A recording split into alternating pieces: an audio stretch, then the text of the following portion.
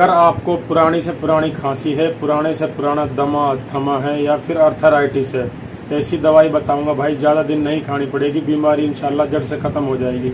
आपको पसहर कटेरी लेनी है, जिसको भटकटैया के नाम से भी जानते हैं। 200 ग्राम पसहर कटेरी लेनी है। उसको 1.5 लीटर पानी में मीडियम आंच पर उबालना है। पानी आधा रह जाए उसको छान कर किसी कांच की बोतल में भरें। उसमें से 50 ml पानी रोजाना सुबह खाली पेट पिएं। अगर आपको पुरानी से पुरानी खांसी है तो 1 हफ्ता उसका सेवन करना है।